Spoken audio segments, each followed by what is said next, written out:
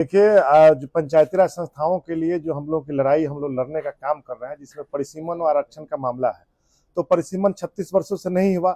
उसके लिए भी हम लोग लगातार संघर्ष कर रहे हैं और माननीय उच्च न्यायालय में भी गए हैं और राज्य निर्वाचन आयोग में भी मामला है। और ओबीसी आरक्षण जो डेडिकेटेड कमीशन है, उसके लिए भी ये हम लोगों का आज का महत्वपूर्ण प्रेस वार्ता इसमें है।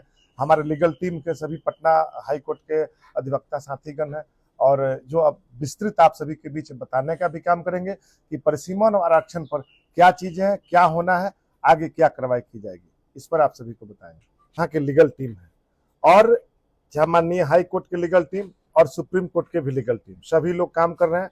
और सभी जो भी हम लोग जो ये कानूनी प्रावधान है उसके अनुरूप सीधा स्पष्ट कहना चाहते हैं कि जब तक डेडिकेटेड कमीशन नहीं बनेगा, ये भ्रम फैलाया जा रहा है कि आरक्षण का रोस्टर प्रकाशन किया जा सकता है। किसी भी परिस्थिति में न राज्य निर्वाचन आयोग को कोई हिम्मत है और न बिहार सरकार के पंचायती राज विभाग को हिम्मत है कि बगैर डेडिकेटेड कमीशन का आप आरक्षण रोस्टर का प्रकाशन कर दे।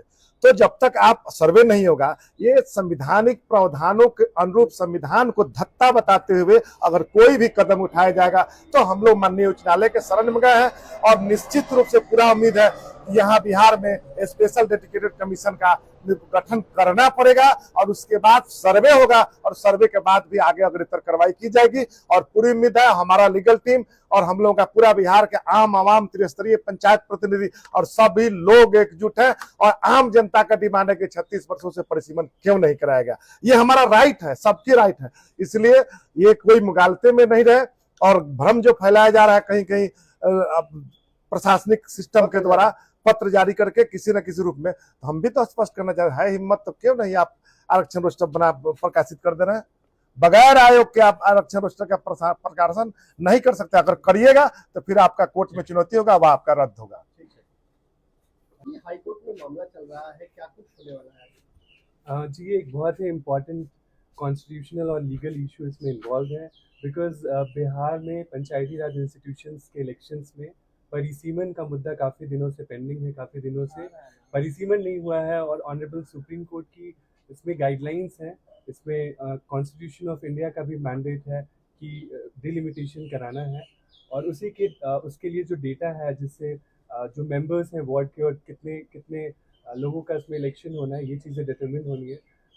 ऑनरेबल सुप्रीम कोर्ट ने एक Vikas Kishan Rao Gawli versus state of Maharashtra का जजमेंट ले डाउन किया है जिसमें mandatory triple test guidelines issue की गई हैं और उस गाइडलाइंस के हिसाब से जब भी कोई भी पंचायत इलेक्शंस होने हैं उसके पहले जो रिजर्वेशन रोस्टर है उसके डिटर्मिनेशन के लिए एक डेडिकेटेड कमीशन बनाना है और वो आयोग एक एम्पेरिकल डेटा कलेक्ट करेगा और उस डेटा के आधार पे क्या लेवल ऑफ बैकवर्डनेस है हर एक क्षेत्र में, हर एक पंचायत कॉन्स्टिट्यूएंसी में लेवल ऑफ बैकवर्डनेस के मेजरमेंट के आधार पे फिर उसके आधार पे रिजर्वेशन प्रोवाइड करना है। बिहार में 36 सालों से जी 36 वर्षों से यहाँ पे दुर्भाग्यपूर्ण है कि यहाँ पे डिलिमिटेशन नहीं हुआ है और बिहार पंचायती राज एक्ट 2006 में सेक्शन 127 है जो ये मैंडेट करता है सरकार के लिए कि after publication of each census data आपको फ्रेश वहाँ पे डिलिमिटेशन एक्सरसाइज करानी है।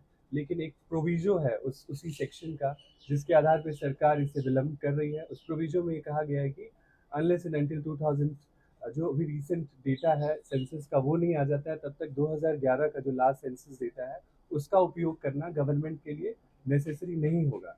जबकि शैल वर्ड सेक्शन 127 में साफ लिखा है जो ये दिखाता है कि लेजिस्लेचर का इंटेंट था कि मैंडेटरी तरीके से हर सेंसस डेटा जो पिछला अवेलेबल होता है उसके आधार पे फ्रेश डिलिमिटेशन कराया जाए और इससे लोगों को फायदा भी होगा। लेकिन सरकार ने तो तैयारी शुरू कर दी है इलेक्शन की बिना परमिट।